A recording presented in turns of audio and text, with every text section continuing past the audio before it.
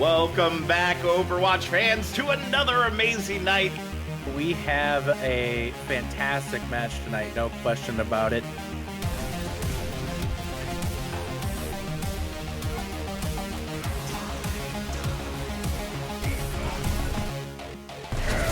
Oh my god, yes! But the barrage! Make sure they can't even follow up afterward. And Wash is down 2 in this fight thus far. Make that 3, make that 4 right now here.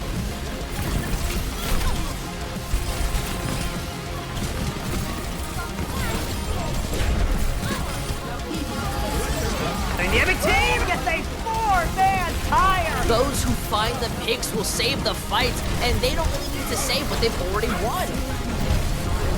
100 gets 3 with the primal rage.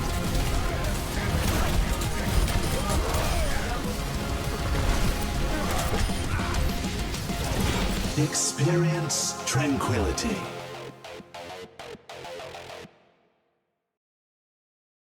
Welcome back, Tranquility Gaming. It is I, Time Monster, here once again for our Discord tier feature match of the night between F214 and Avalon. Should be a good game tonight. I like both these logos. They're both pretty well made. I got Capital here. How do you feel about the logos, Capital, and how do you feel about the game?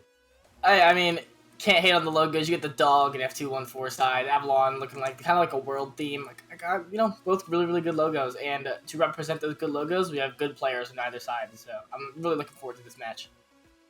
Yeah, it's our first match of the season to watch in the Discord tier for NA, because we do have a Discord tier in EU. In case you guys didn't know, you can make sure that you check out the early on streams in the day if you're NA, or if you're in EU, should be around prime time. And our first map will be Nepal. That is what it is set to across all tiers, if I'm not mistaken. And I just played this map yesterday, and it was horrible. Yeah, I mean, when you're looking at Nepal, it gives you a very, very diverse meta. You can go to Sanctum, you can run it on that inside comp, you can run Brawl, you can run the dive comp, you can run a double shield, then you can go to Village, where usually you look to see that Mei Sim Brawl going back and forth.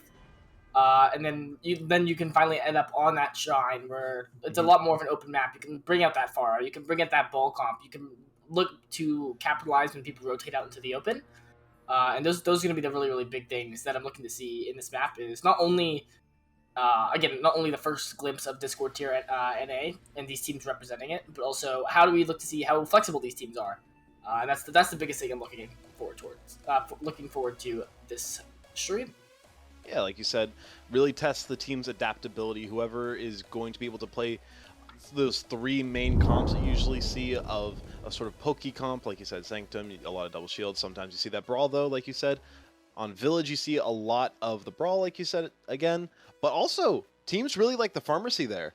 Like, if you're not really a great Brawl team, it is perfectly viable to run a Ball Pharah comp, just roll in, get that big damage, force them into that back area of point by that mini, and you get a ton of value with that. You have to give up that first cap, but it's still a lot of value if you can hold with it and win that first fight.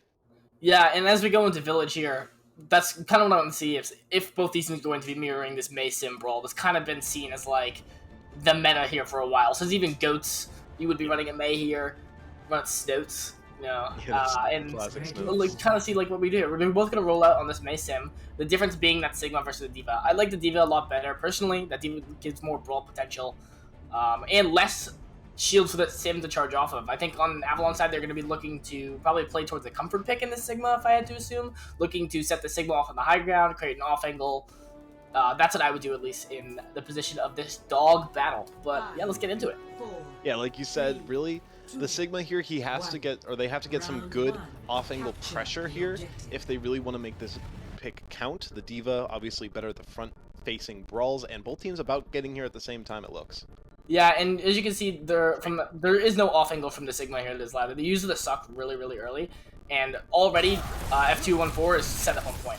Yeah, they have a huge lamp advantage here as well. Ricewick, he goes on the point early, gets melted by the Sim Beam, Sim turrets, and even though you lose your main tank here, it's still looking very winnable for F214. Just the raw damage and the point presence, but Lot Sauce, he's getting the damage. 2 picks so far for the Baptiste. and it's looking good for them to potentially get a bounce back. Yeah, and Lawsaw, you know, I love a Bloodthirsty Baptiste as when Lawsaw's coming up on this window. Now Ryan is going to be taking this engage with Lawsaw's putting out, hopefully this window to get this, to kind of push this tempo. Yeah, it's going to be another pick for this bloodthirsty support. And those early picks there gave you the opportunity to go in, but it's canceled with the double wind strike. Great value, full support's dead, but you're losing players, you're hemorrhaging players here. If you're Avalon, you have to make something happen. You just invested the amplification matrix on F214, and it did get you good value immediately, but the value after that wasn't great, and with water falling, Avalon looked good to secure this point and get a foothold. Yeah, and Lost Sauce really put Avalon in a great position in this first fight. Not only looking to get that window first, letting them take that engagement, but also they stabilized really well after losing those picks. And Video Gamer, now having the bomb forced out to make sure they don't stagger is also a really unfortunate side for them. So Avalon now have this Blizzard, have this Signal, have this Shatter, and it's going to be really hard for them to just drop on point, because once they contest, they're going to have all these huge AoE ultimates. Managed to get on though, and they will probably get the scat here. No, they managed to get their toes on in time. Big flux, a lot of damage, but the Shatter ends up destroying the Baptiste. It looks like, even though the cap did go through, Avalon cleaving this fight to ribbons, and will get this next capture. The Sigma looking really good. Yeah, and honestly, I'd say that's a pretty big win from F214. You cap point, which is really good, and you force out this Sigil, which was a really important thing, and the Shatter. So now if they can worry about this Blizzard, maybe Video Gamer eats this Blizzard, you put some of that individual skill into this game, and they're already in an okay position. If they don't cap there, this is coming up on like last fight territory. Yeah, and all you really have is a sound barrier from Girl Boss, and it can get a lot of value against their sound barrier on the other side. It's going to be really rough, as well as this Blizzard zoning them away. Colossus with the Shatter can pop at any time. It's Candle who falls first, and the Shatter hits too. Both supports to the ground, and it looks like Avalon last fight territory with 2 ultimates to spare. Yeah, and I mean, the biggest thing there was Girl Boss GH is forced to use this beat first, which is super important, because then Avalon can just re-engage with that beat. Now, Lost Sauce has this window, they have this symbol to take space, and I really want to see how F214 is not only going to be able to then stabilize from those initiation ultimates, but then looking to then retake that space on point. And that's an unfortunate first pick on the side of F214. Yeah, the Lucio down early, most likely sealing the fight away early. You don't have the speed to escape or engage, so you're just going to be just sitting duck realistically. And Avalon, great first round there, and a great showing of how they are at adaptation and rotations in particular, I think, so far, comparatively to F214, who aren't necessarily bad, but Avalon really stepping it up. Yeah, and I mean, you can kind of see Avalon looks really comfortable with that Sigma. You got a lot of that spam damage, you let them rotate to point, and then you touch and look to contest with ultimates. Now, going onto this more open point, now how we talked about that Pharah beforehand, how is this Pharah ball comp going to be looking to now take, at least capitalize on what Avalon look to be doing with this Sim Cassidy type brawl? I do like the F214 comp more here, and I do like Candle's ball a lot from what I've seen of it beforehand for the season. And I mean, you can't be mad with how Avalon. You can't be mad because they're just going with what's working. Yeah, I mean, the Sigma looked great, and the Cassidy lets you put pressure onto those flankers. You don't have the opportunity to play a Brig, you kind of need the Lucio. So a Cassidy can kind of fill the role of a stunner, but damage early from Didn't You See Me. Gets the great value, no Cassidy, no problem. Now the only thing to pressure him out is this Baptiste, no Diva to get in their face. Yeah, but Lost Sauce has been already shown to be bloodthirsty in that first fight. But Didn't You See Me? He's really taking great angles on this Pharah, taking opposite angles. And what a great TP from the side of Zasper to get water out. But this fight is already brutal for the side of F214, who's been surrounded. Good TP, but great play from Water, who managed to get a good anti-nade ult too, I believe. And it looks like Avalon might turn this, but probably not. Just King of 25 at 50 so HP, can't turn it in Brycewick. Done with the Sigma, opting in for the Diva to get into Didn't You See Me's face. Yeah, and the biggest thing on the F214 comp is they can take these fights so quickly, and even if they die, they have people that just can get back so quickly. As long as Water stays safe, it's going to be really hard for Avalon to get on a target, but maybe this Somber hack will help them capitalize on something. But Didn't You See Me with a great first pick on King of 25? Yeah, again, both these fights have started off with a pick from the far onto the cast. Avalon with the Captain does clear some of those mines, but no connection onto the hamster itself. Barrage gets the lamp. Lost sauce will be lost in their sauce, taken down, and Avalon, they had a cap early, which is good, but F214 bring it right back immediately. Yeah, and now they're going to come into these support ultimates from Water and Girl Boss GGH. You have the Nano, you have the Valve for Sustain. Avalon have 4 or 5 ultimates coming up here, and how are they going to be looking to now stabilize on point? They have to be looking to now stabilize against these first engagements, and they haven't been able to do so far because Kingdom 25 has gone down so early, and Lost Sauce on this first fake, Didn't You See Me, is getting infinite value. This is just insane from Didn't You See Me. 2 supports down this fight already with an anti Reinhardt as well. This is basically dead in the water, written before it's been wrote. No amount of playmaking, unless you just absolutely frag out, is going to work out here. And again, F214 look indomitable this round. Yeah, and the biggest problem there was Avalon used two ultimates and then switched off the Lucio as well. So they have no beat anymore, they have no Shadow, they have no High Noon. They just have this window, and they're looking to be switching to a ball comp here. F214 all through that ult cycle, still has the Nano, and coming up again on another Barrage and Pulse Bomb, and it's going to be really, really tough now to come into these ultimates and take control of Elephant Statue, which is what they're trying to do right now. I don't hate the ball comp here, Capital. I think that if you play it right, it can get a lot of value. The Cassidy is a little bit of a little thorn in the side as well. A little bit out of place, but I mean, Didn't You See Me takes it out of place. Already taken out. Colossus with a good trade though, and might even be able to get a Girl Boss, but the Mercy does get out there, and a Resurrect makes this even. Yeah, and Ollie got the res off on Kingdom 25 just for Kingdom 25 to die again, and Video Gamer gets the ball as well. This is looking like cleanup for F214, and this ball comp switch just looked too little too late, but they're coming back with this EMP, and they don't even get it off. No idea, bad timing, as you kind of said yourself there. If you do get the EMP off there, it's totally able. You can totally be able to win that fight, but realistically, you switch too late and you don't have a good opportunity to make things happen. Yeah, and now going on to this Nepal map, I mean, does F214 stick to this more spammy style with this Sigma, with this ball? And I think that is going to be what they're doing. And I really do like this soldier. This soldier, they can take an off angle and get away. It's going to be really hard for this brawl that looks like Avalon wants to play. To get onto this combo. I think they're going to have a really, really tough time if they're not going to be able to stop this combo of Candle and Didn't You See Me, as well as Water being pretty much untouched there. Like, you have to look at, they're getting all this infinite value because their backline is so supported, and I think that's really, really important with Water's positioning. There was only really one TP that got onto Water that round, and Zasper onto the Reaper here, trying to potentially burn down this ball when they engage. They're good control of the high ground early for Avalon. Not as much as value as they might want Derpy Shark, because that high ground just taken away early. Yeah, and Avalon, yeah, and this is exactly what you're scared of. Yep. Avalon is now finally caught up to the rest of the team, and the brawl. This is where the brawl shines. We can get onto the side of F214, and they have to play this ring around a Rosie for it to work, and it's gonna be really, really hard again in this small map. So even though you have this uncrossable open area in the middle, that kind of hinders the ball comp because there's nowhere for them to slam while in range of their supports and while being in safety as well. So they're going to have a really, really hard time breaking this choke now, where this ball can just kind of dictate the tempo whenever they want to, especially against the Sigma. Oh, everybody's not in position. Water with 2. Doesn't matter if you're on the flank as Reaper. If your entire team falls before you can even get a single ounce of value, they might be able to stall the point just a tad, but that Helix rocket seals the deal. Yeah, and what a great engage from the side of F214. Candle looks to engage kind of from the in front of them, which is kind of weird to say, but because Reaper isn't there, there isn't anything that really blows them up efficiently.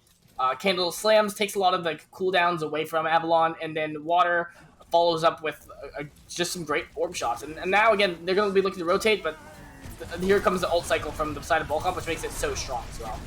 Yeah, the flux early, the mines as well have been invested, but it's Derpy Shark. That's a unique explosive to be getting value. Helix rocket, not the mines. Who needs mines when you have rockets? And yeah, this is probably going to be another sealed fight for Avalon unless they make something big happen, and no opportunity. Yeah, and Derpy Shark's amount of Helix rocket kills in this round specific, I think it's like 5 at this point. It's kind of insane. And like, one thing I really do like about F214, about what they're doing with this comp, is not only are they looking to get Avalon on a rotation, but they're also then re-brawling off of their engage, which I'm really, really liking about their ball comp and how they play it. Yeah, and I also really like how they're rotating a lot better than that first fight. They're disengaging when they need to, and like you said, re-engaging with that brawl. High Noon going to get a lot of space here, and it lets them brawl for free with a nice shatter and a nice double. Yeah, and it was a really good engage off for King of 25 and Lost Sauce on that window High Noon. I don't think you would need both because you kind of are getting the value of one of them just by it happening. But huge shatter by Colossus to then finish off that fight. F2 and 4 now coming back with 3 ultimates. They're probably going to be pretty close to this ball ult as well, depending on how big those slams are. And how big is Zasper's ult going to be into this Sigma, into this brick? So, Capital, do you think that the window High Noon double damage would be the High Midnight? Because Midnight's double noon? No. Alright, well, I don't appreciate that. The rally is going to let them push in here, but they are down their ball, so it's going to be really hard for them to get control of these lanes in a way that lets them really push it. Yeah, and the biggest thing now is, like, now they're coming up in equal percentage points, and they have control of this choke again. I kind of think, maybe not fluky, but it was it was a really good engage by F214 originally, and I think it's going to be really hard for Water kind of just, like, throw an orb and get 2 kills, you know what I mean? They're coming up now on 4 ultimates from this DPS in these tanks, though, and this is what makes that space. This is what you can take space with. I would like to see a Sigil in onto like a mines or like a pulse bomb or like a mines to kind of force them back. And they in Avalon on the side of Avalon they only have things that can engage, but Candle dies early.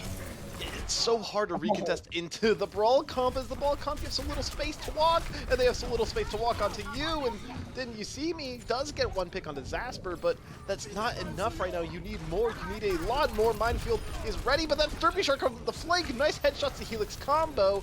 Candle is going to get onto this point. Discorded Baptiste is really easy for you to kill, and Derpy Shark picks that one up. Now Avalon on the back foot. Candle with the roll through does get the Lucio there. Great tracking to get the Diva out of mech. The Reaper though, Zasper's on the flank. He did manage to get 1, but the cap is through for F214, and they have cemented a control. Yeah, and that's the strength of that ball comp you see there. Even though they have people dying, even though it's very scrappy, they have come back. They get picks. People come back so quickly, and Derpy Shark has that burst damage with the Zen Discord Orb, and Water and Derpy Shark just lived and got kills. Now there's pretty much no ultimates here. Zasper is going to be coming up on this Reaper, but Derpy Shark can apply pressure with this visor. Yeah, and Girlboss didn't even notice until just now. Switch onto the Lucio, a weird form of peel compared to the Pite. Not sure if they're ready to play it, but Girlboss showing the Lucio gets some work done. That's 1 kill, but it's 2 for Zasper, the Reaper. That's how you do it, son. There is Video Gamer out of the fight as well, and Zasper just cleaves through everything. Everybody's dead on F214, and Avalon can celebrate their first map win in the series. Yeah, and in that last fight, the difference was that you had to go to Lucio to stall, which is super, super unfortunate there. If they have that break, that Reaper ult gets stunned, and it's a totally different fight. And it kind of shows now what, at least for the control points, like who wins usually with that first fight. It matters a lot. Avalon got that first fight advantage, and they had, like, at least they weren't contesting into a 99%, which really showed in the ult advantage in the last fight, and also just like the picks and compositions overall. Yeah, I agree with that, and I mean, Water got so much value that whole map. I'm really impressed with that flex support performance. The anti-nades getting the legendary. They got the legendary on the card, yeah. And it just so much value out of the flex support slot is so important in the especially when you're playing ball comp. It's so much built around investing resources into your Zenyatta. Even though they lost the map, it was still a great performance with how they were peeling. Just like you said, unfortunate Lucio switch. Yeah, and I mean, there's nothing you can do when you have to stall there. I mean, both these teams looked great. You can kind of see where their bread and butter is. Avalon want to stick more toward this brawl, whereas F214 maybe want to look towards this ball comp. Maybe they want to look towards their brawl didn't even look bad either. Maybe when we now look onto what assault they're going to pick, are they going to be looking towards more of like a Volskaya where dive is more important? Are they going to be looking towards the Temple of Anubis where they can run some more spam and kind of hinder this brawl more? Whereas Hanamura is more looking towards that brawl. I really want to see them not pick that map. I agree with that. Yeah, I think Avalon, they played Brawl on all 3 points, and F214 looked the best when they were on ball comp. So Volskaya and Temple definitely in the cards. You can kind of make it work on Hanamura if you're just like absolute god gamers and hit every shot, but it's really hard to make it work on that map against the Brawl because it just TP to point if you don't touch in time with multiple different people, so the Mei can't just freeze them all. Then it's really hard to make it work. But yeah, Temple and Volskaya, great options here. I think probably it doesn't matter which one you pick at this point. From my perspective, they're both about even in terms of how much value you should expect to get. Yeah, and I think the biggest thing that at least for Volskaya, from what they wanted to run was the ball comp. So I think it's easier to attack on Volskaya, where you can run that ball comp. There's a bit more space, a bit more open area. So that's where I would tend towards. But maybe I'm just a Volskaya lover. I love Volskaya. Yeah, I think so. And again, back to that Hanamura, the point where you can run it, but if you have the map choice, why would you make it more difficult on yourself? Yeah. But now, again, what things that Avalon can improve on? I mean, for them at least, it was really close. They had a lot of these advantages, and they kind of let it slip away a lot and had to make some hero plays to come back into it. I'd like to see more of their ult to be used in a more constructed way, where you're running like, hey, I want to go with High Noon and then into a Shatter, which you saw, and it worked really, really well. But they also used the window, and then they had nothing to then to retake space that next fight, or some similar stuff like that, stuff to that, where they're using ultimates and they're winning fights, but they don't need to use that many ultimates. It's kind of not willy-nilly, but it's more they're using too many to win a fight when they could be using it more clean and then set themselves up for later on. If that I feel like that makes sense. I think that makes sense for the most part. And then F214, on the other side, I think they're doing a really, really good job of that. But they're also not capitalizing off of those ultimates. So maybe they could invest even a bit more and then look to play slower to get more ultimates mid-fight. And I also, Avalon did win the map, so I don't mean to rag on them because they played great. They really, not necessarily lucked out, but they got good fortune with the map that was first, with 2 great brawl points that they worked out on. But I kind of feel like some of the picks that they were playing, like that Sigma on that first round and that Cassidy on the last round, as well as the Reaper, felt a little bit weird given context. Potentially you might have wanted to see the Diva in the first round, or that Mei in the third round instead of the Reaper, but they're making it work. Yeah, and now we go into Temple of Anubis. We're going to be able to see a lot of the spam. I want to see if they're going to be running a double shield on defense. Maybe that's where they're going to be tending towards. And then I also want to see, is Avalon going to be sticking to this brawl with the Sigma on attack? It's going to be really, really hard for them to isolate angles with that. And also, like, kite with flanks and pay attention to your front line. He's getting spammed out. I want to see what Ricewick, is Ricewick only going to play Sigma this whole match? And, I mean, they look to be able to pull out this ball comp, which I'm excited to see from them. But on the side of F214, it's double shield all the way through. I love this comp, and I think it's going to work great unless King of Twos, actually, it's not 25. King of Twos gets a pick. Oh, yeah, my bad. Twos, not 25. But I don't think we mentioned it. It's a couple of switches here. Colossus VW does get switched out for Pow, who is going to be playing the ball here, and Zasper out for Zasper. I messed up on that one. There's no switches there. But I believe that's the only switch. I might be missing one. I'm not sure if Lavender played last map, but Lavender, I don't believe Lavender. No, it was Inali. Yeah, played it last was. map, my bad. Yeah, so they're kind of looking to this ball and break to come in now, and King of Twos looking to get this pick on this Widow, and that's a hair grazer for sure. But Candle, Video Gamer, they're gonna be able to set up these shields. It's gonna be really hard for this core of this ball comp to push in, and especially this Widow to get any angles into these 2 shields, and Lavender dies in the rotation. Early pick from Video Gamer. You want, like, I would rather that Widowmaker just give your Mercy bangs than actually get any of these shots. But I mean, there we go. No bangs, just banged the head. Great shot there from King of Twos, but I mean, it might be slightly in vain. They might be able to come back in this next fight if they live, but it looks like they're committing now, and it might be a good decision. Did you see me down? No Echo, no Sigma, and now they just have to live, wait for recontests. Yeah, and I do like Lost Sauce on this Zen. It kind of enables more of that fragging potential. And also, again, how we talked about the ball comp being super important into F214's engage in Nepal's Sanctum when it got messy. This got messy, it's 2 CP, the ball comp comes back super quick, and they just turn the fight like that, and that's a great first point for them. Yeah, they look a lot not better. They look very good on the ball comp. I was going to say look better on the ball, but they didn't play it yet, so they look good on the ball comp. Pal has been doing quite well, 70% to that minefield as well. Great start. Yeah, and even though this Widow kind of prevents a lot of the spam damage, the Pow and Zasper duo has looked great. And then, again, Lost Sauce already almost coming up to that trans before this window of water gets first. You can see now they're looking to roll with this Mines and Trance, and King of Twos and Pow get picks. Yeah, that's a great early pick from your Widowmaker. That's what you need to see, but Lost Sauce for that Transcendence saved Ricewick when they were at 30 HP, and now the Flux on the other side, just from the Echo. You have another one coming up from Video Gamer, and this one's not going to be able to be saved by the Zenyatta, but it might not even be a concern. And for Sight, going to lock them in their spawn doors, and the recontest is here, but Avalon look good until Lost Sauce goes down. This is winnable all of a sudden for F214, especially with no Sigma either. 2 down for Avalon, 2 DPS, 1 tank, 1 support. Going to be pretty hard to get the focus fire without a Discord, and that's the third, and that should seal it. But King of Twos with just a flashy shot to end it. Yeah, and I mean, Derpy Shark and King of Twos looking to go head-to-head with these snipers, and I'm going to see more of this, but they're committing now with this Brug Rally on the side of Lavender, and King of Twos gets a pick on Girl Boss GH, really opening this up. But the Bongo should be the end of this fight for reals now, unless Pow is looking to engage here.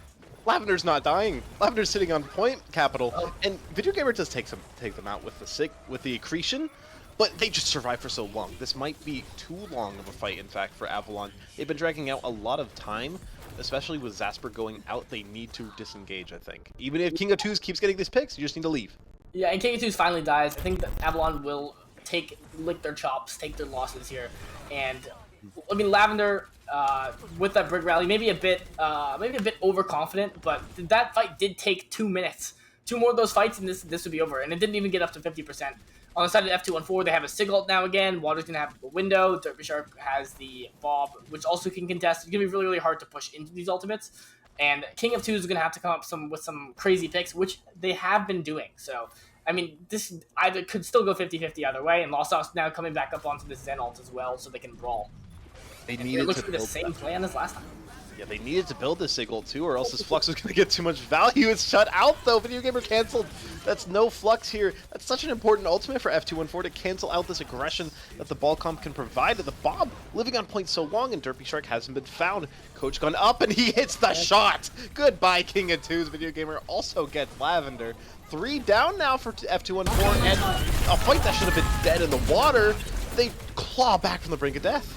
Yeah, the biggest thing that I saw there was, like, even with all these crazy, I mean, how we talked about before this map was, Avalon put themselves in really advantageous positions, but F214 keeps battling back and battling back and battling back, and that was such a great re-engage. They gave up that tick, they gave up about 30-ish%, and then Didn't You See Me comes in, now almost coming up with that Echo ult. Video Gamer switches to the Stevo, which I think is a lot better into this ball comp. I think you can run it, and also can preemptively pressure this Widow who just used those Infinite.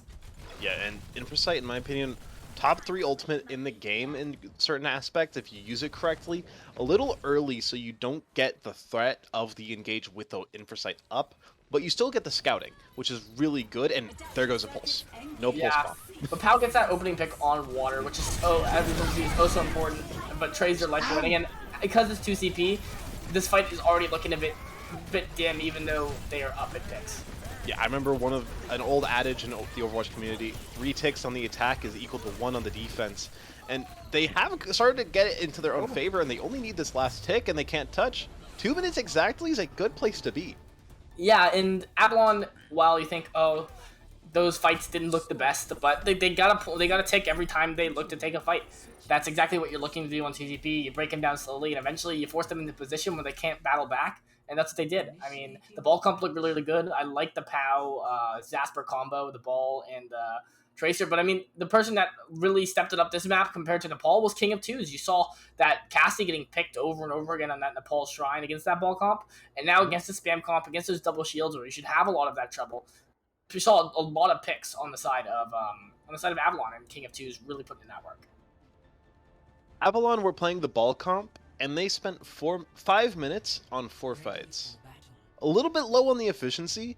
They do get it done in the end, though, as is obvious, but if they take a couple of quicker fights, like especially that one that was over 2 minutes, like you said before, where if they had 2 more of those, they would have just been done. They cut in some of that efficiency and tighten up some of this loose fat, trim down the loose fat that they have during these fights.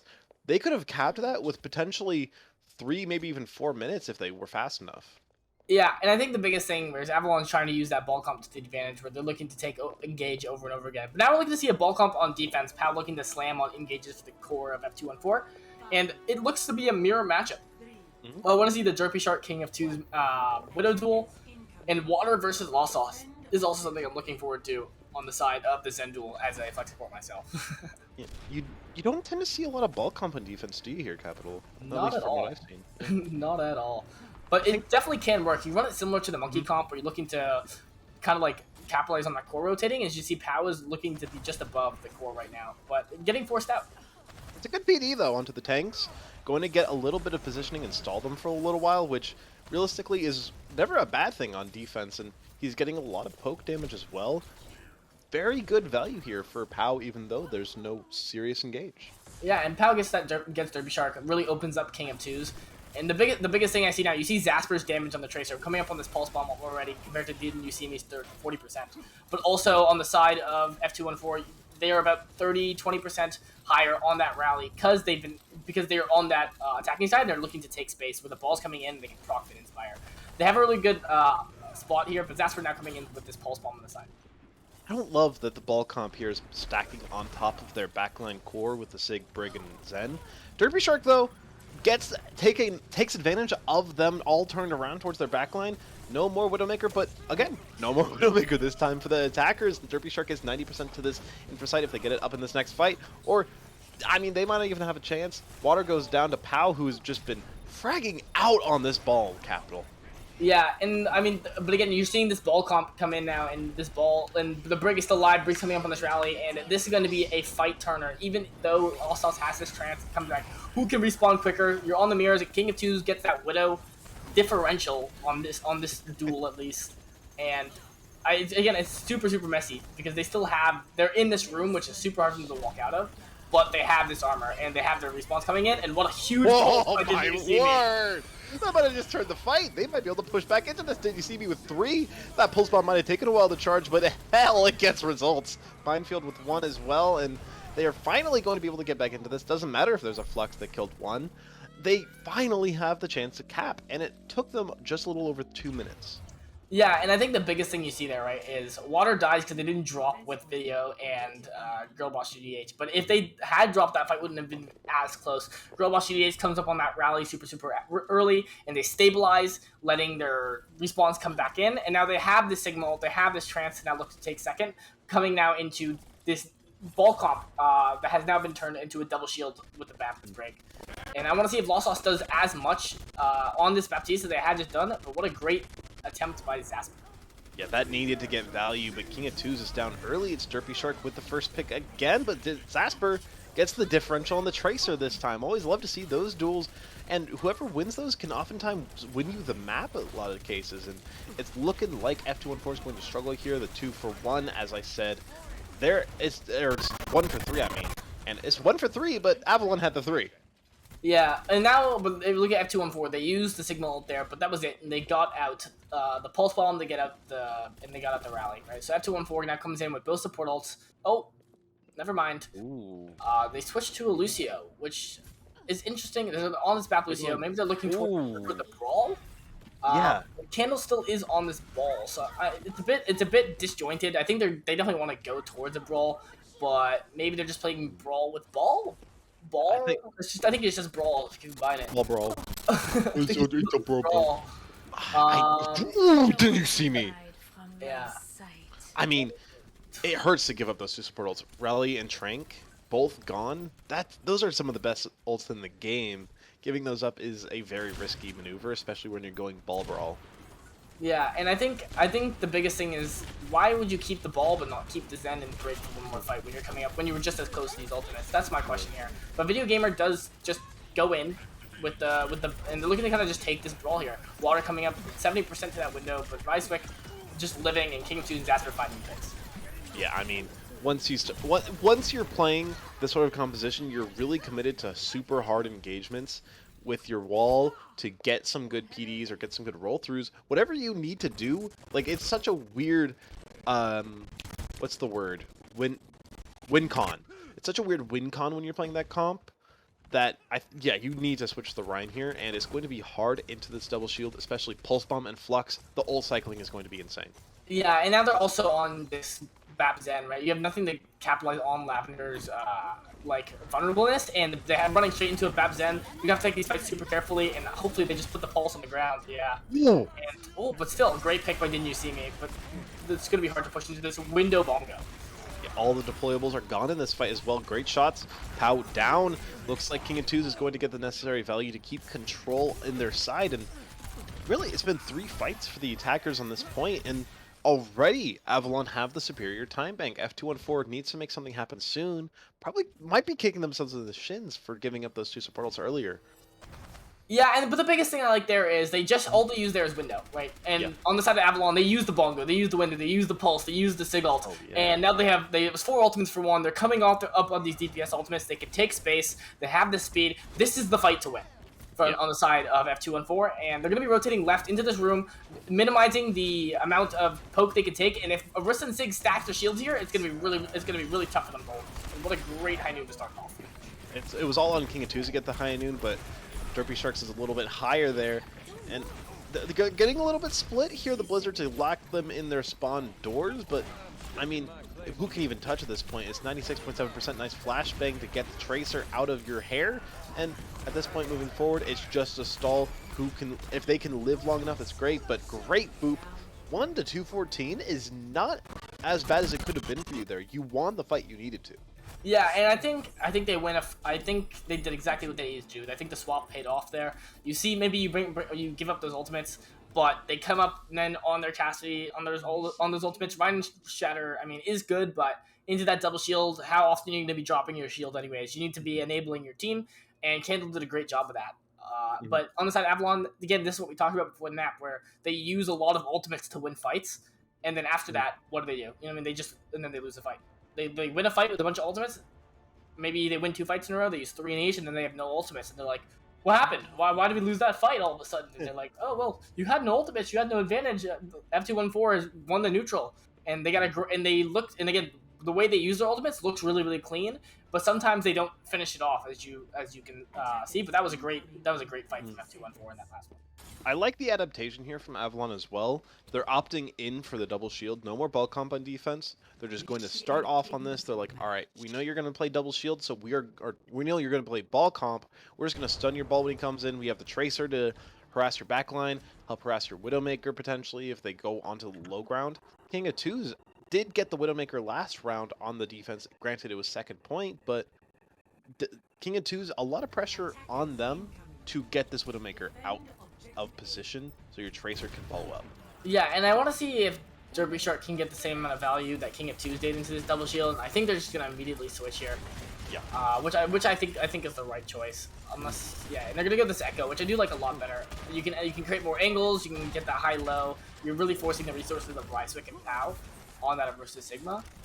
And now it's kind of down to how much space can Didn't You See Me take with Candle before this engage. How many angles can they open up to let this Echo, let this core rotate? And this is a great dive by the side of Candle. But again, Didn't You See Me? There's no follow up, and nobody died because of it. And now Water has died because they couldn't take any space. And also, they're on this all Zap.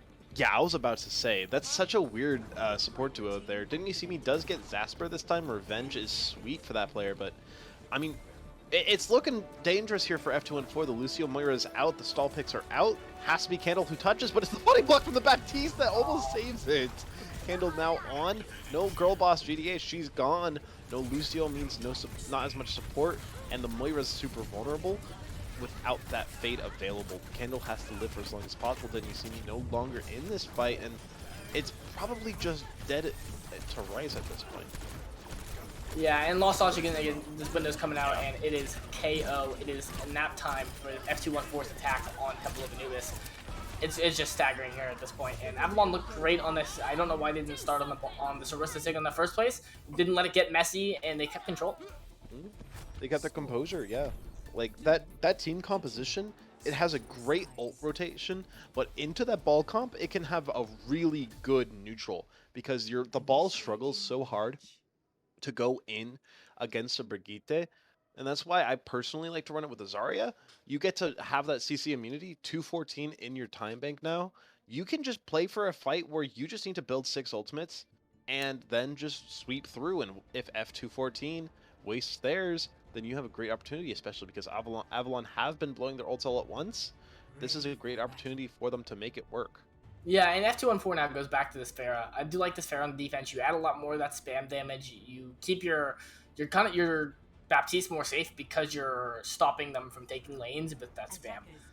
I don't know what the obsession is with the ball and attack. I know it's good, but why not Monkey? Tell me why Monkey is not being played into double shield. You run Monkey, you cleave. Yeah, exactly. You run this cleave, and for some reason it just isn't happening. I'm like, where is this cleaving double bubble? It's the exact counter you want to be running on Temple of Anubis. I see a lot of Monkey comps on here, and they just don't want to run it. Maybe they're just more comfortable with the ball. But again, it comes down to King of Twos and how will they do against this Pharah. When it's Kaput on Nepal Shrine, let's see if they can have a better showing on this Ashe instead of Cassidy.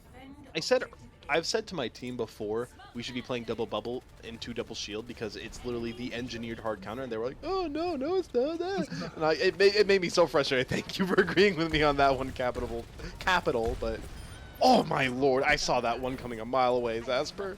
Oh, that's such a bad start. Yeah, and again, they're going back to this what didn't you see me did, which is the Pharah. It had been working, and they're looking to spam these angles, not letting this ball and tracer set up, and that's exactly what you want to be doing, is being proactive. Whereas this tracer, a lot of the time, was being a lot more reactive, and they're playing out of the LOS of King of Twos, but Ryswick getting Derpy Shark really opens King of Twos sightlines up for Didn't You See Me to get picked. And Didn't You See Me is already in a tough position. What a huge rock by Ryswick. It's going to be a little bit awkward to stop this ball without a Brigitte, but the spam, you are hard relying on that spam to see you through, and if it doesn't work like it isn't now, it's going to be rough, and Avalon are starting to get some progress on the point. They're about halfway to this first tick, which is all you need, and with the kills coming in, like, just meatballs. I don't know why that was the analogy, but falling like dominoes, collected them like meatballs. It's a second map for Avalon. Yeah, Avalon, the Italians, collected meatballs for dinner. Mamma mia, I'm a pug. But yeah, I mean, King of Twos really look to step it up that map. Pow, you can show the sub in. Commander maybe look to be more in that Ryan. Pow looks a lot more flexible. I really like Pow. But Didn't You See Me? Everybody had great moments on this Temple of Anubis. It was very, very close, and hopefully the rest of the series, hopefully F214 gets more momentum for the second series after halftime, and this should go pretty much all the way, hopefully, because these teams look pretty well versed, well battled with each other. Yeah, this is anything but over for F214. They are still very much in this series as long as they keep their mentals in check. If Avalon gets a little bit too greedy, a little bit too cocky, then this is definitely turnable for F214, who they've looked great. Both teams have looked great and on mostly equal footing so far. It's just on F214 to make the last little puzzle pieces fit together in order to make this second half succeed. But right now we are going into the halftime. If you need to get a drink, get some popcorn for the second half of the series. Hopefully it's a banger. We'll see you on the other side. There's nothing I want more than to be right there by your side. Moonlight, crystal skylines, cross my heart. I'll be there till the end. Right there with you, even though you'll never notice me. 'Cause I'm just a space girl, crossing worlds and the galaxies. Just to see you, I'll risk my life knowing that maybe I won't reach your heart, but I can't resist. I'm like thunder, little do I know about you now. I'm pretty sure that you're the one. Go around the night and have some fun. Something about the way you make me feel. Everything about you can be real. I'll do anything to have you here, but I'm pretty sure we'll never be. The fact is clear, we're worlds apart. I don't want this, please. Ugh, damn it. Just a space girl, crossing worlds and the galaxies. Just to see you, I'll risk my life knowing that maybe I won't reach your heart, but I can't resist.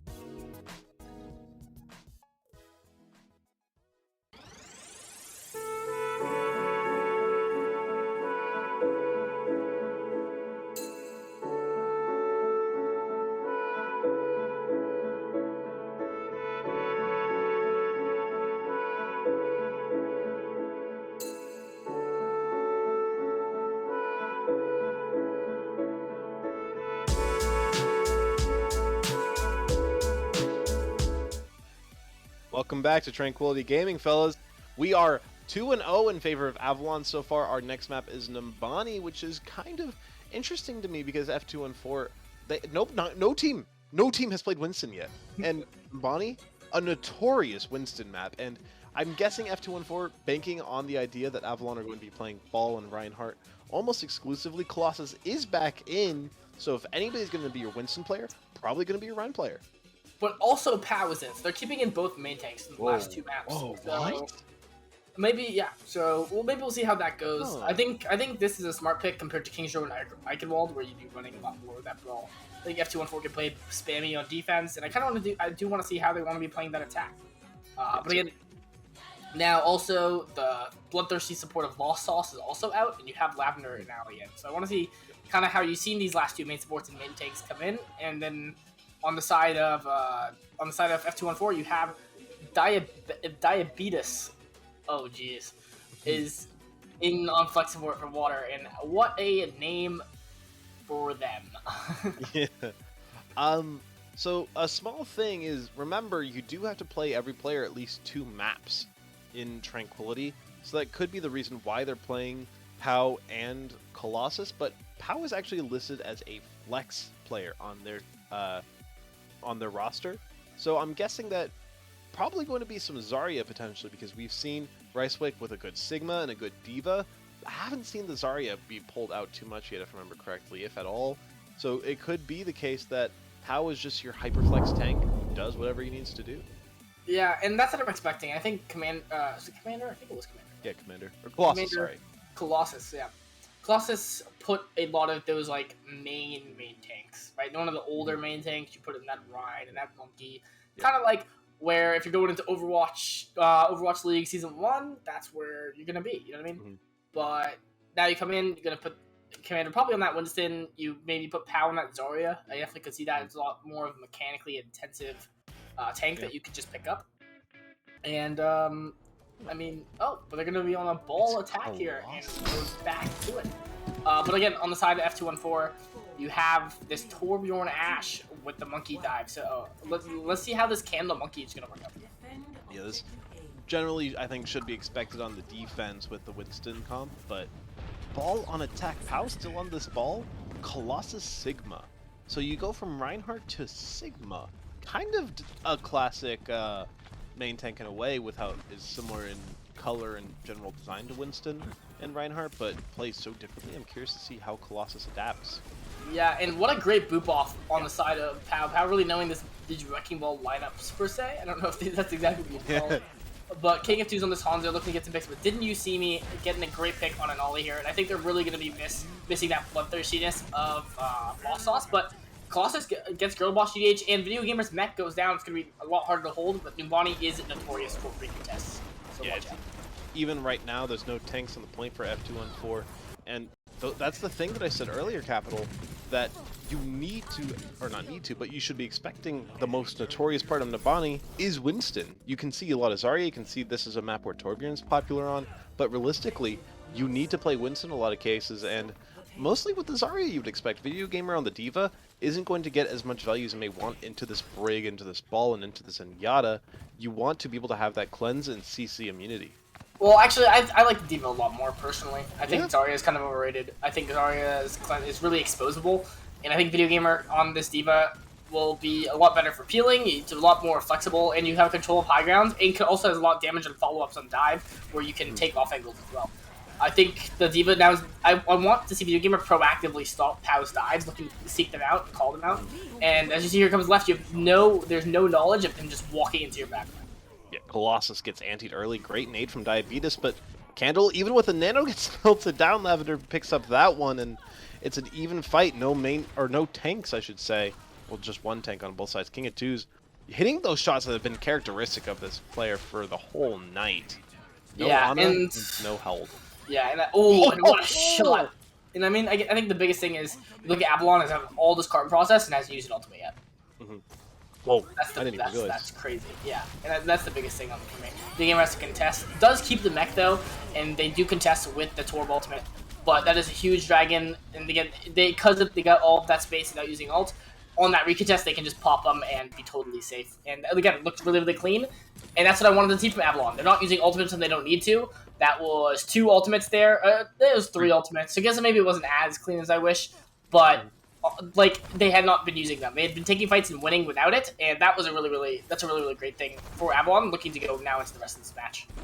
Probably could have held the rally, but you're coming up on Transcendence, and you use 1 ult from every roll, so it could be a lot worse. No D-Matrix here early, or Diva Mech, sorry, early, but Video Gamer actually Zasper, the baby Diva diff, is pretty strong there. No Flux used, or the Flux is used, so you don't have that anymore. It's going to be a little bit of an interesting engagement here to see if they can keep pushing this cart because they are down 1 right now. Primal Rage is out now. Colossus with the kill onto Didn't You See Me now on the Genji. Not as much as value as you might want early on, but Candle is so low. This Discord is doing a lot onto this Winston. And Yeah, and they're now, doing the Nano to engage, and all uses this Transcendence, but Lavender is split on the side of Avalon, and they're looking to clean up this fight. And one thing I'm noticing, at least on the side of F214, is they're playing careful, and I did commend them playing carefully earlier, but they're kind of playing too careful. They're not taking engages, they're not taking, they're not ever going first, they're playing very reactive. I think they have a really good comp to stuff. I would love to see them play more proactive and take a lot more aggressive positioning.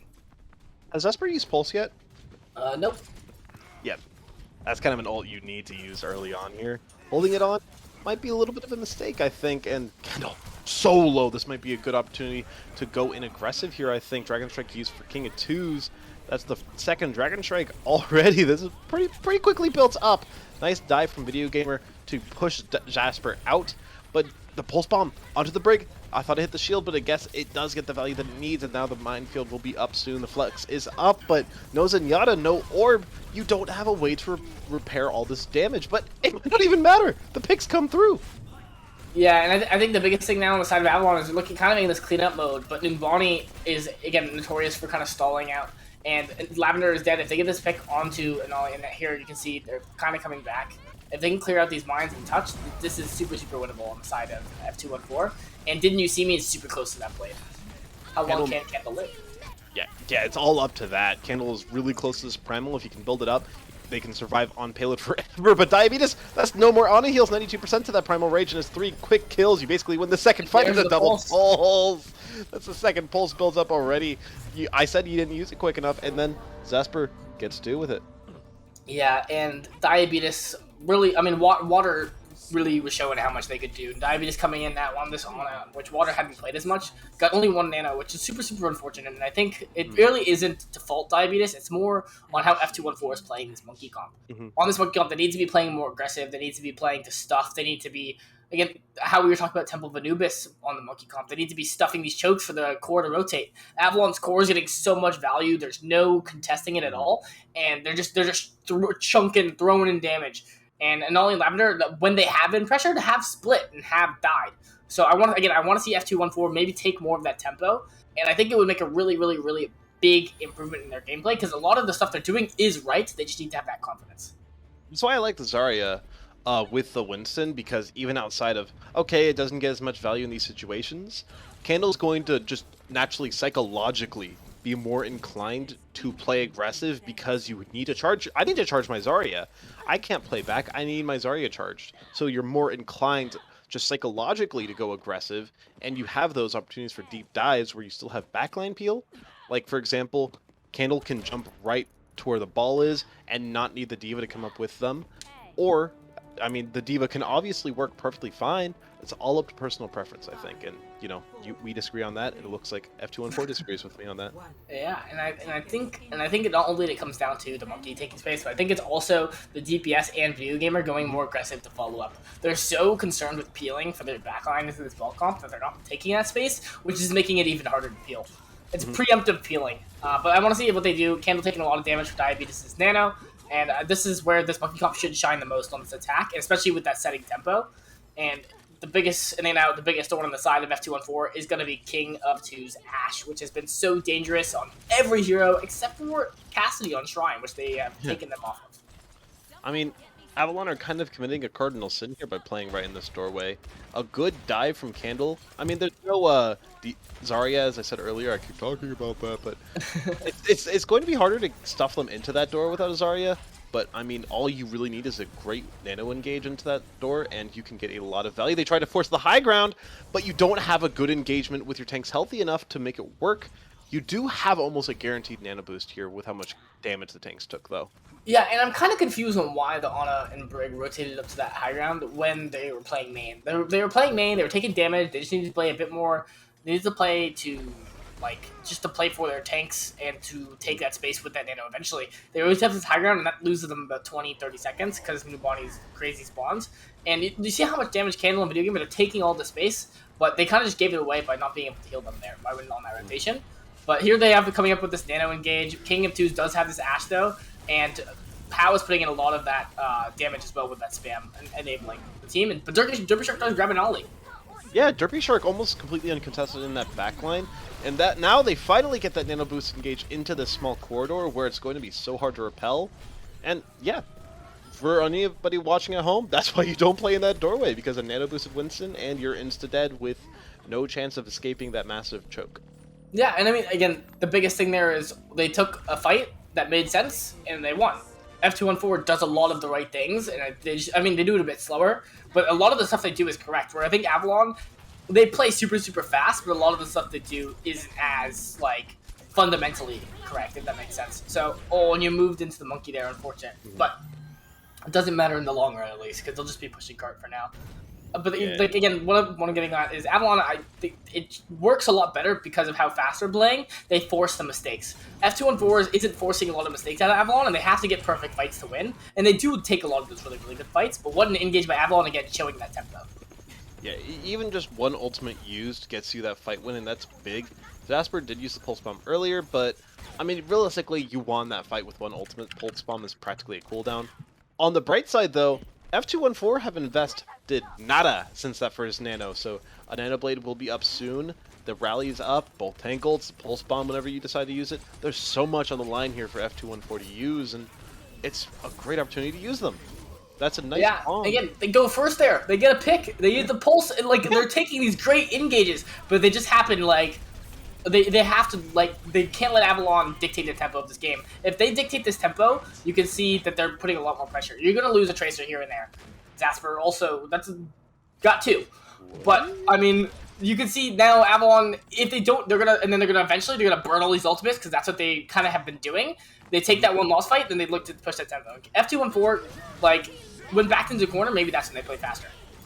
Nanoblade online, Diabetes needs to hit this or go for Candle. It's up to personal preference right now. The Zenyatta so low, Transcendence is available, but they don't pop it, pressured away. They don't want the Nanoblade, but the blade is gone. You could have just trans there either way. The Dynamite is good. It strikes true in the Nano Primal. Who needs a Nanoblade when you can have the Nano Primal Blade?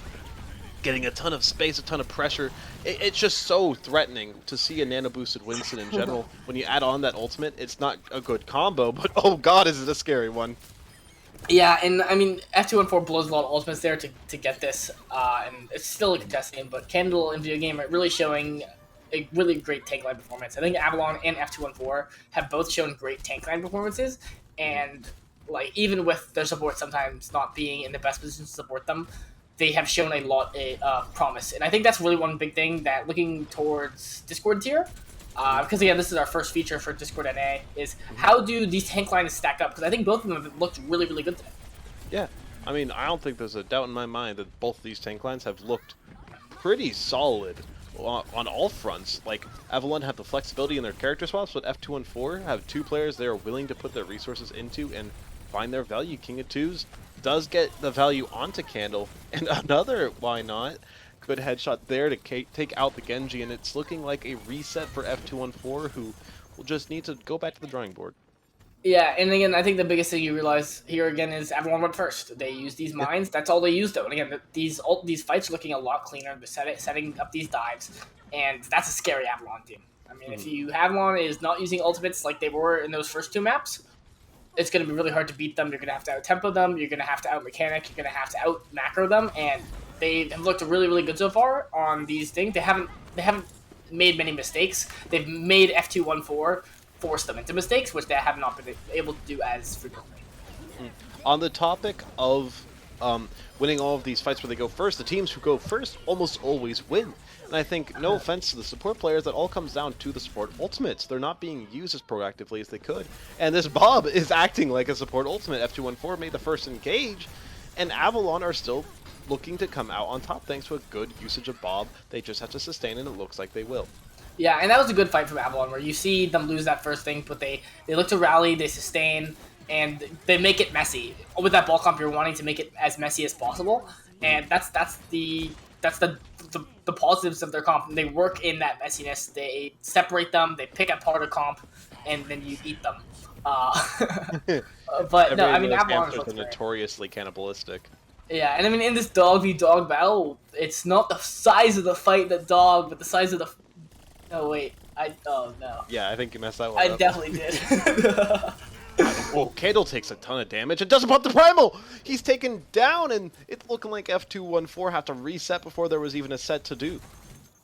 Yeah, and again, what you see there is now F214 is stacking up ultimates here, and they aren't in that last fight territory where they aren't close enough to just pop all the ultimates and get it all the way. They're going to use all these ultimates, they're going to win a fight, and then Avalon's going to recontest with a bunch of ultimates, and that's what's going to happen here. I'm going to tell you right now. That's exactly. They're going to use these ultimates. They're going to lose this fight. They're going first with all these crazy ults, and then they're not going to be able to survive the recontest here, unless Avalon get a really good first pick. I mean, Anali has not popped this Transcendence yet, and it's the Rally and Primal used early as well as Pulse Bomb. It looks like you can speak the Future Capital as, I mean, Colossus dropping low as well as Jasper, or Zasper I should say, and that's the first pick. F214 get it, but they have the Nano Blade in their pocket. They're not using it quite yet. They might be able to keep that online, and the nice Pulse Bomb does just kind of feed Girl Boss a little bit of her ult back, and with this Bob usage, they might even be able to win this fight without investing the Nano Blade. It's looking like a really good recontest here for Avalon. Yeah, and I mean, Avalon has now used the Bob, which I think was a really, really important thing, but they still have these support ults and these tank ults and Diabetes, and they don't use the Nano onto this Nano Blade. So again, this is going to be really, really tough. Here comes the re-engage on the side of Avalon. But didn't you see me? He's finding this thing with the blade, but there, both of them go, and I'm telling you right now, this is exactly what was going to happen. They did save the Nano Blade, but they didn't. And they don't touch! It doesn't matter at this point. It was like foregone conclusion, I think, that Avalon was going to win that round and that map and the series. Inevitably, we do have one more, so don't quite leave yet. But, I mean, oh, wait, no. F214 won the map. No. Avalon won the map, I think. Avalon did win the map. Yeah, Booth baited me. Booth. Booth. Boo. Boo. And we have a great production team to get today. Oh, yeah, But now we're going on to this map 4 on the side of F214. I really want to see what they're going to be picking for this escort. You can go towards that Gibraltar, where you kind of can play more of that slow tempo style. They could go towards the Dorado, where again more of those monkey comps are coming up, or they could go this Junkertown, which I think would play a lot towards that Avalon Ball Sig. I'd like to see them. I'd like to see them pick Gibraltar, honestly. Yeah. I mean, their Winston comp didn't look terrible, but if there's any map Winston is known for even more than on Numbani, it's Gibraltar. Like, that is the Winston map to end all Winston maps, probably. If not, then it's got to be Numbani. But, I mean, you looked good on the Winston. I liked seeing the Winston. It's just that I think that you need, like you said, to play the neutral fights a little bit better and play the ult fight at the end. There is a perfect example of where you're losing out on that ult fight ult advantage, where Avalon gathered their composure and really let it through. Yeah, and I think that was a really, really good example of Avalon playing second. I know we had talked about a lot about teams playing first and that making them win, but Avalon played second twice on that third point defense, and it worked both times. They lost that first pick, and they even still stabilized. Then, now that I look towards what they're going to be bringing in this last map, hopefully, which is going to end up being Junkertown.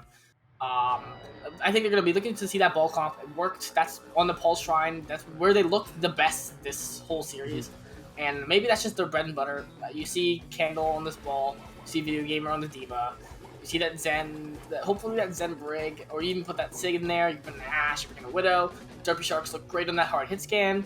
And Didn't You See Me has also looked really, really good as well. F214, they haven't looked bad at all. It's just they've been playing a bit slower than Avalon. Both these teams have been playing well. It's now just coming down to how important is tempo. And if we were a marsupial team, tempo is the most important.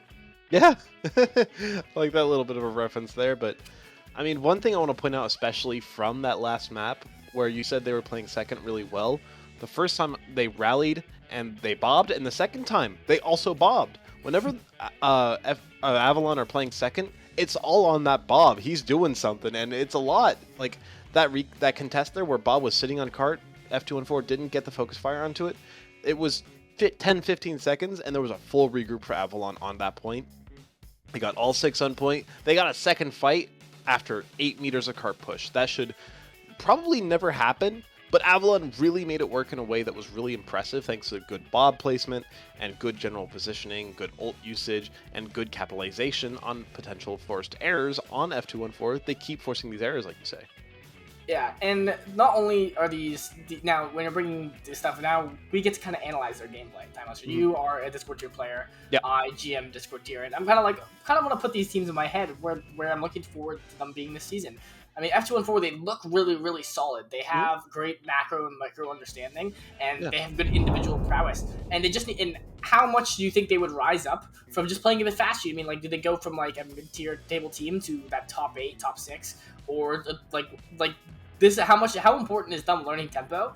And then on the side of Avalon, if their tempo doesn't work, how confident are we that they're going to be? How confident are we going to be that they can test with other top tier teams on stuff like the plans, on the individual prowess? Because Avalon has looked really, really good, especially King of Twos, Pow on that ball, and Lost Sauce again on that flex support.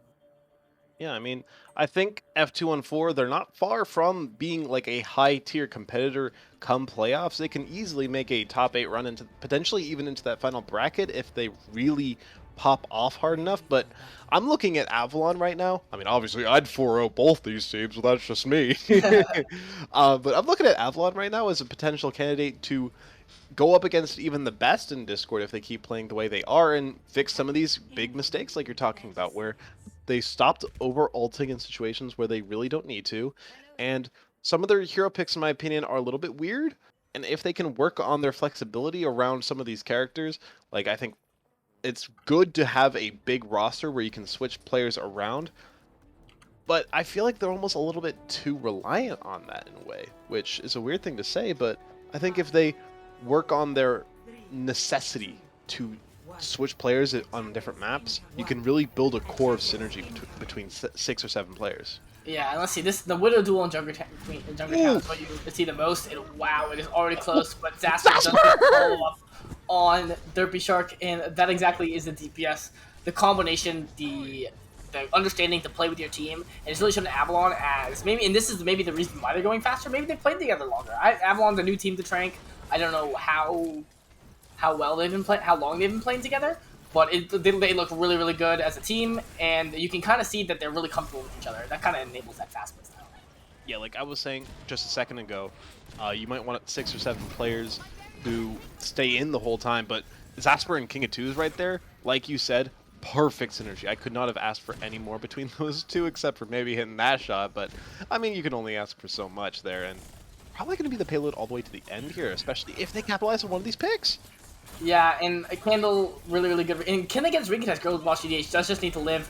But they still super, super winnable. How long can they contest here with this Widow now dead? Derpy Shark has not gotten off to this best start on this defense, but definitely can now with this open raid and King of Two dying. And let's get into this messy, messy fight. What a great slam. Oh, wow. Pow has been like a superstar on the ball so far in this series, and I was about to say it's a lot of pressure on Diabetes to get a lot of Discord value onto the correct targets when you're in a 5v5 like that. A good Discord can just win you the fight outright, and not necessarily they failed at that, but it's just Avalon put on so much pressure and managed to capitalize on the right timing. Their timing was so good there that it doesn't matter how good your Discord's going to be there unless you get the perfect play from one of your players, and King of Twos, that's a perfect play. Yeah, and I mean, I think the biggest thing also, and now again, Avalon going first, they're engage rallying, and super, they're taking all this fake, showing them no respect. They're not egoing, but they're not respecting the enemy team, and I think that's the best way to play. And Avalon, again, they look super, super strong. Yeah, 100% agree. Like, this is exactly how you need to play. You used one ultimate so far. This Infrasight is going to mark your second. And again, I said earlier, Infrasight is one of the best ultimates in the game. It's why you see Overwatch League Widows on the defense. Even if they have Infrasight and the enemy Widows at 20%, they will save their Infrasight for the other Infrasight. It's just such an impactful ultimate for scouting, and this is why Zasper gets Didn't You See Me, because, well, he saw him, and he got the kill. Yeah, and again, when we talk about what map we should be choosing, I said Junkertown's going to be the hardest pick. You see Pow on this ball. They're going to be exactly in their wheelhouse. King of 25, King of Twos. Oh, 25. That's going to haunt me for the rest of my life. King of Twos on that Widow and that hard hit scan that looks so good on. Pow's been really, really good at contesting the enemy hard hit scan as well. And now here we come, F214, kind of like a janky comp where you have Diabetes and Robot GDH on this Briggs End to go along with this Rhine. Even this is the second time now we're seeing like a kind of like a half switch because of ultimates, but this time they decided to keep these support ultimates. And this is where they're going to go first because they have to switch, and I think that might net them a fight win.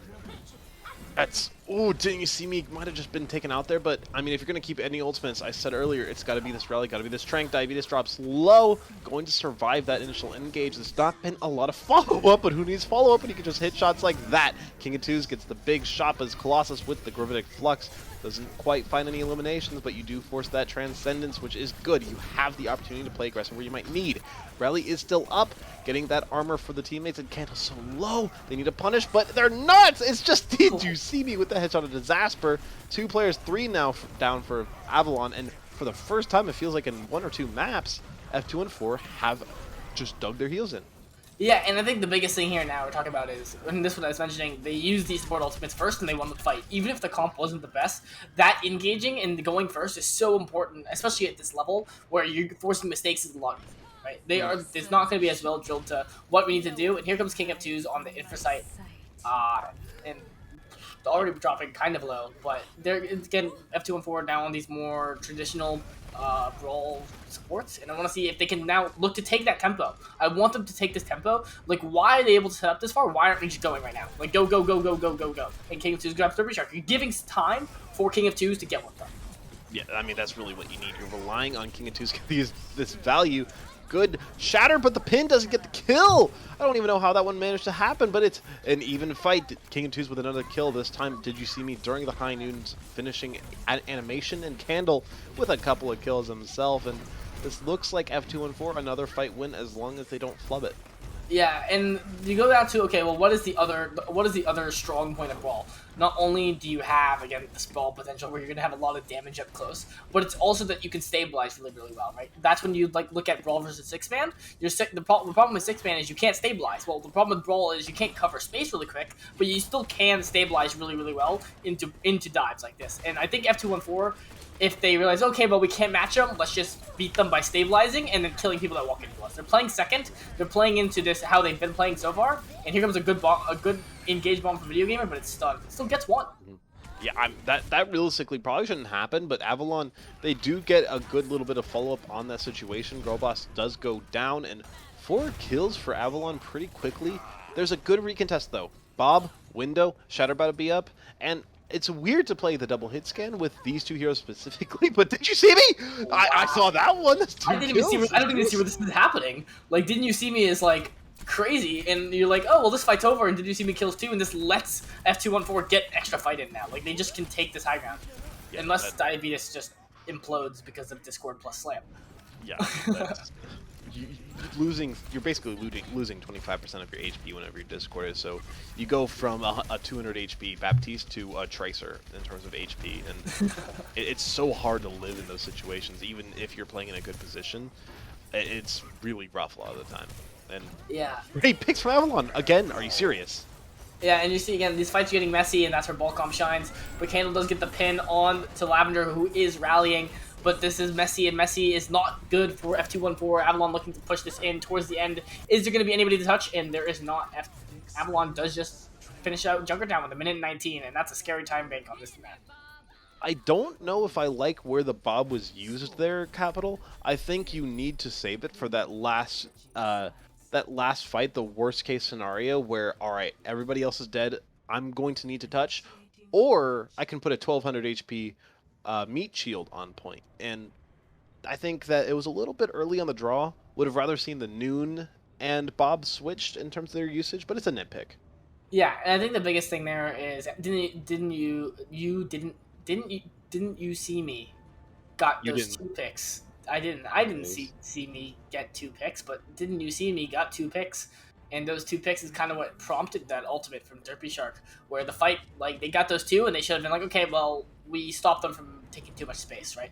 They aren't realizing how important space is before the fight, and that's what's stopping them from going first, whereas Avalon has been taking a lot of space early fight, which you are more prone to dying earlier on, but also it sets you up so well for that coming fight. And like, again, that's stuffing. You want to be stuffing these chokes, and that's exactly what Avalon is doing a really, really good job with this ball comp. And that's why I think this combo specifically of POW, King of Twos, and Lost Sauce is going to be so dangerous to the rest of this group here. Yeah, I mean, I probably would have thrown in Zasper there too, but that's just me. Mostly just because of how coordinated Zasper has been with King of Twos. It feels like every single time one does something, the other is right there with them. Oh, what a great shot by Derbyshire. So close to popping off that Lost Sasu. Again, on that more maybe attacking, more offensive flexi-board, they're going to be in more vulnerable positions. Great But dive. Derbyshire, yeah, and how looking to contest this Widow on the side of FC1. Diabetes goes down early. Zasper in the back, getting a little value that you may need. Not quite with the ball engaged, but it doesn't matter if you just get one anyways. Great slam from Candle this time. Taking a leaf out of Pow's book, and it's Didn't You See Me who capitalizes. Yeah, and I assume this is why they picked Junkertown. They look to be playing a lot more comfortably on this ball sig where they can take this space. And this is I think this might be the most comfortable I've seen them in a while, where you see them looking to get these slams together. And Candle and Didn't You See Me look to be also hitting their mark, and they're going to be able to cast these supports and kind of split them apart. How we were talking about earlier, how these supports, while they haven't had much contesting this whole game, and when you do contest them, they split apart, and that was one right there. But Zasper getting a pick on Derbyshire because having a lot of trouble stabilizing. These Tracers, man, they've been really just dominating the server. It feels right now. Don't You See Me and Zasper, Didn't You See Me and Zasper, feels like those two are really the ones who are dictating these tempos. Whenever there's a first pick, it's one of them in this attack at the very least. Pulse Bomb was actually used there for Didn't You See Me. Yeah, and it's going to be really rough now, right? So that was a minute and a half. You did push it almost all the way, but now fights are going to take even longer to set up for because the card is so far. You're maybe going to get 2, maybe 3 fights in, and Avalon have both support ults coming now going against F214's tank ults that are going to be coming up as well. I want to see what King F2s and Derby now going to be kind of dueling with these Widow's ultimates, how we were talking about beforehand, and Didn't You See Me's already almost back up to another pulse bomb as well, which is bonkers. I love that engagement there from Candle to force the Sigma back into a position where you could flux the Sigma as well as the backline. Doesn't quite work out though, given the fact that the Minefield and double support ults are enough to win that out. And Minefield in a way is kind of a supportive ultimate in the fact that it's super defensively geared in terms of its balance and design.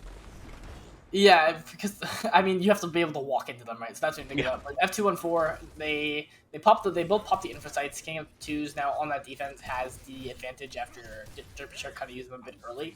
F214 now with 4 ultimates here, but Avalon again. Do you see how many ultimates they used last fight? They used both support ults, they used their mines, and they used his ult. And here comes that transforce step by Zasper. I mean, that's not a bad place for it to be forced out if you're Diabetes. I mean, that's not great, but there was an opportunity to really brawl into that Sigma where they just kind of didn't take the opportunity, and it's just Avalon are just collecting kill after kill. They're the toll collector, and your life is the toll. Yeah, and that's 2 fights down. Now they're gonna switch. They're gonna be switching to. They switched to a Cassidy. They switched to an Ana. Looking maybe to stabilize more. I think. Yeah, they're getting more survivability because Avalon, they've been setting up these plays really well. They set up the Sigils, and they look to brawl with the Sigils afterwards, which I really, really do like about it. But here they have this rally on the side of Girl Boss GDH, and let's see what they can get done with this. They're going to have to take a really, really brawly fight, and Lavender is really, really close to their ult as well. Yeah, I mean, super low HP Sigma video gamer living here makes a big difference. It's Derpy Shark who dies, or gets the first kill, I should say. No Sigma for the defense is going to be a little bit rough. That's the roll through. Girl Boss no longer here. That's a big, big pick. It's a lot of the control onto Candle, or onto Pow, I should say, in order to keep yourself alive, and it's a shot onto Video Gamer. That was the person you needed to live. 96 to Flux. You needed that Sigma to stay alive to farm that up, but it's lost sauce in the sauce. Goodness gracious, what a shot onto that Tracer. I hit those too, by the way. And they will manage to hold on. Avalon with a 4-0 sweep, looking comfortable as ever on Junkertown. Yeah, and I think the biggest thing that you see there is F214 really kept it close, but losing close fights over and over again is really, really mentally taxing. And Avalon kind of, you see, okay, in those first 2 points, you win those 50-50s, you win those close fights, and you go into it halftime with such a fresh mind, right? We talked about how close these teams were, and you see, okay, F214, maybe they became a bit sloppier after those first 2 maps because they lost those 50-50s. Whereas Avalon win those 50-50s, win like those closer game fights, closer maps, and then they go into halftime like, okay, well, what can we fix, right? And they fix these small things that we were talking about, and they look so much stronger. Those last 2 maps are really a clinic on the side of Avalon. Yeah, they really took advantage of their momentum they were building, I agree, where they got those first 2 maps, like you said, and F214 never really had a chance to claw back. Their best chance was Junkertown, and that was still a 3-0 on the map to result in a 4-0 in the game. And honestly, there's a lot of great MVP candidates for that series on Avalon. Almost everybody could be considered who played. Yeah, and I mean, as much as I want to pick Lost Sauce, because as a Flex support myself, we both are, I want to pick Lost Sauce really, really bad, but I can't. And they played really, really well, but Pow really on that ball showed how flexible they were. They used it on Bonnie, and it worked really, really well. And it was Pow or King of Twos for me, and Pow looked great. I really love how they set up their team and made it a lot easier for the rest of their members. Like, they were a really, really good team player. They were a really good individual player, and I mean, that's exactly what we're looking for in main tanks, especially in heading into Overwatch 2. I think that team's going to be even more set. It's really just, I don't think there's a way you could debate anybody else realistically. I think that Pow was the only option for MVP. Like, Lost Sauce played well, King of Twos, like you said, played well, but Pow was just, I saw somebody say it in chat, the silent carry the entire time. I was so impressed watching how Pow was playing the game. Managing, they didn't even use too many incredible ball techs either. It's just the simple, just straightforward standard play you expect from a ball player if you're a developer, where you don't expect all these crazy like game engine abusing plays. Not a lot of that. Just playing straight up and playing better than you. That's what he did. Yeah, and Pow really pushed that tempo. You saw that all game. That's kind of what set them up the whole time, and I think that's very deserving of our match MVP. Week 1 of Discord tier. It's gonna end up in the Avalon 4-0. Any closing comments? Anything we need to look forward to in the coming week? What's the plan? The plan is to have some incredible Overwatch be played, and hopefully have the next game not have this score line. That is my best hope. All right. Well, we catch the Iris podcast on Monday at 8 o'clock, and then predicting Philly League right afterwards. And then we'll have 3 features on next week. 5 features next week. 3 in NA, 2 in EU. My bad. But yeah, I was your analyst, Capital, and I'm here with Time Monster on the play-by-play. We had a little bit of conversating, but and then again, thanks to our wonderful producer and observers with Booth, Yeti, Bowsy, and Hippie hopping on at the end. And hopefully you'll catch us next time on Tranquility Gaming.